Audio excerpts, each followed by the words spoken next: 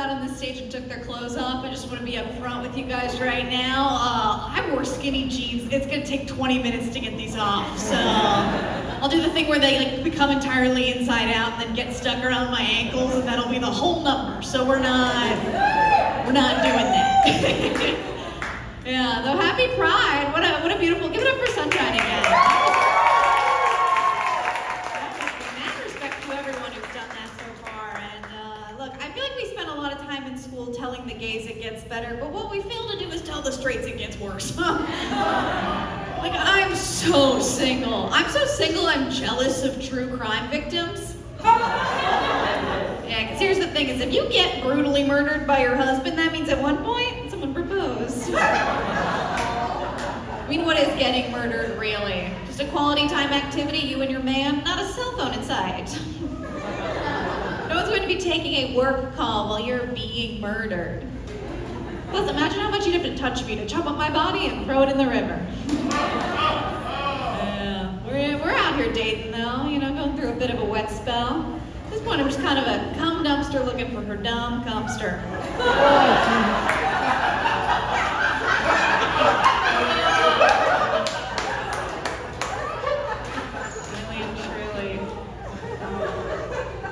I like dating Catholic guys because I myself was raised Catholic, and Catholic sex is just kind of two people apologizing until someone comes.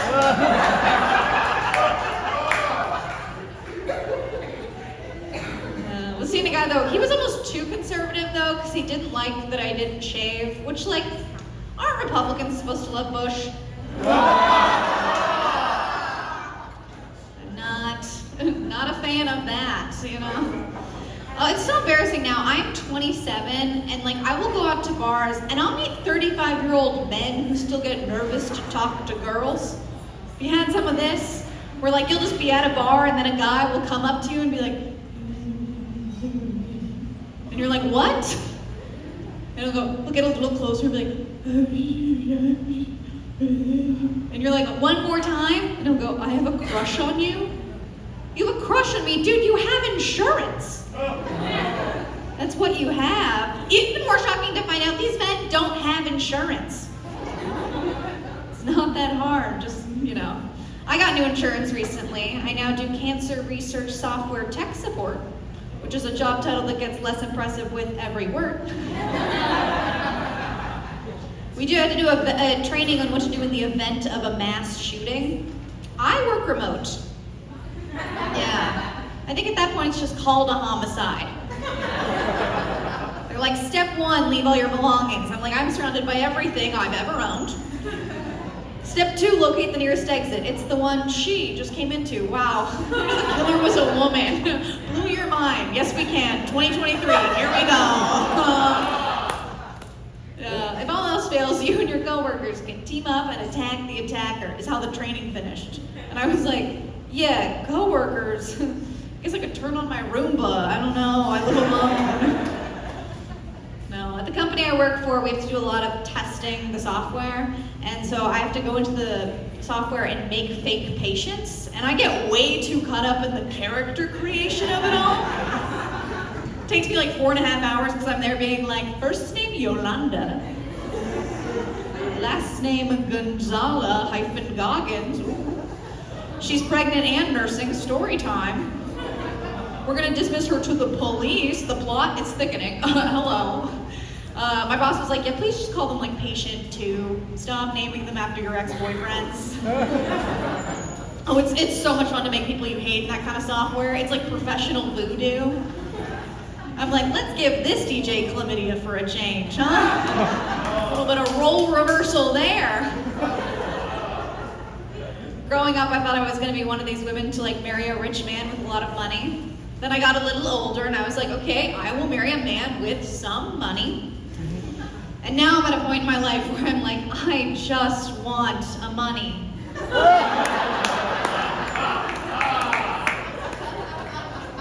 Apartments cost so much. No, when I first moved into my place by myself, I was so excited. I threw a huge party, but then my place ended up getting absolutely trashed. And I remember calling my mom the next day being like, Mom, my place is trashed. And my mom was like, well, now you know how your father and I feel when you don't leave your dishes next to the sink. And I had to be like, Mom, my oven door is gone. Someone took that shit as a party favor.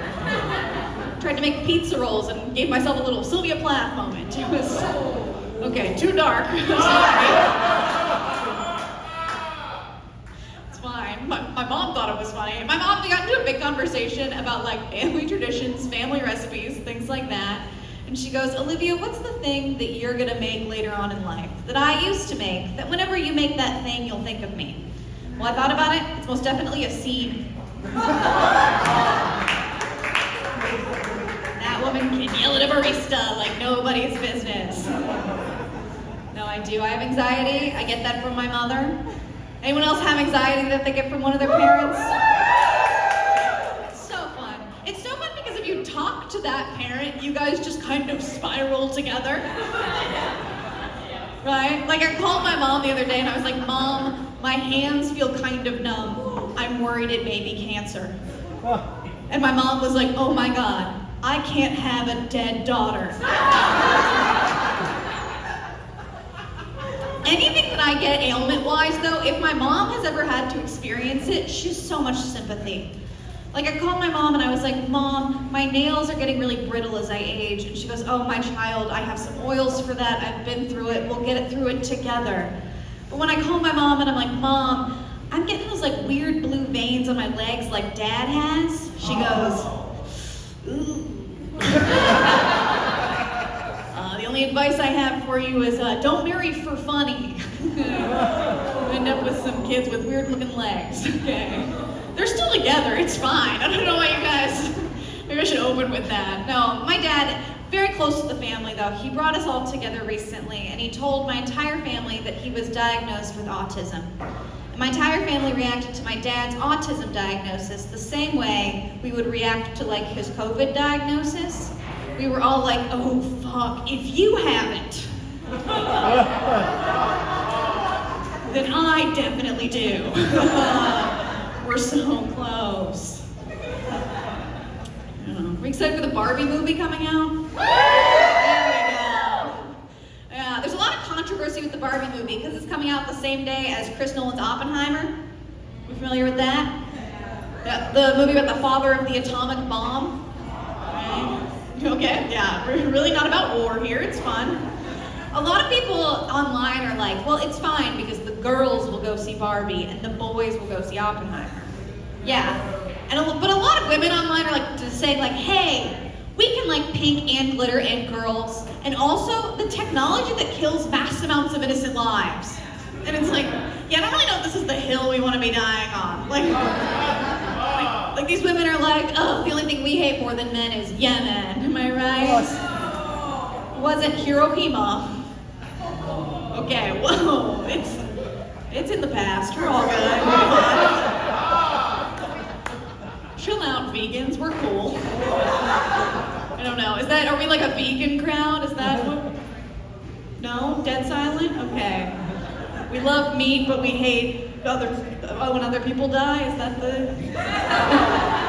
What are we okay with killing? Let's just all get on it in the same room.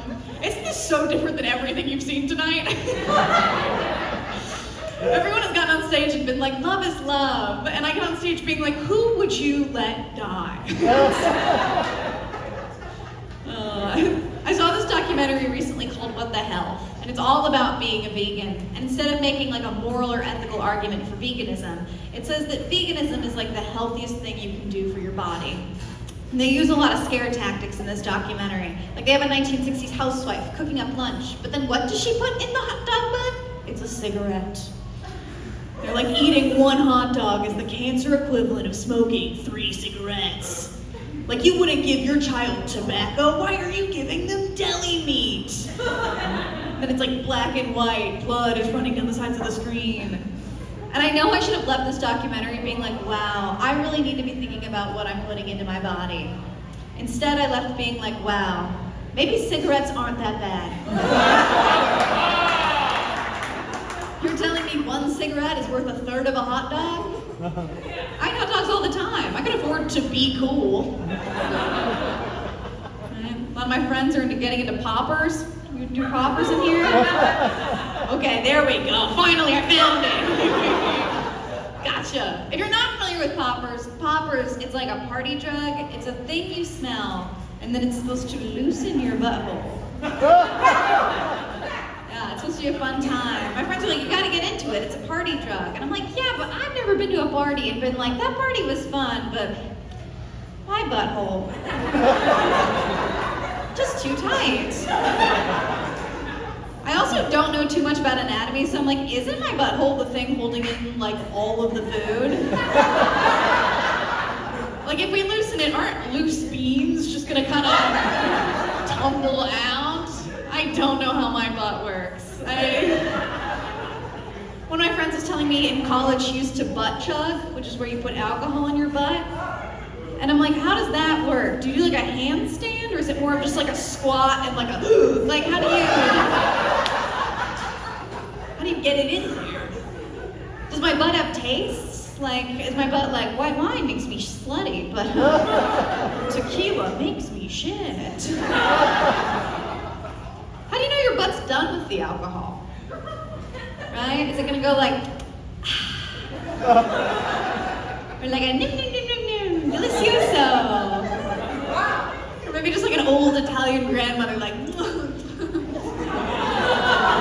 I look gay? I love that joke so much. It's my favorite little chuckle I have just to myself.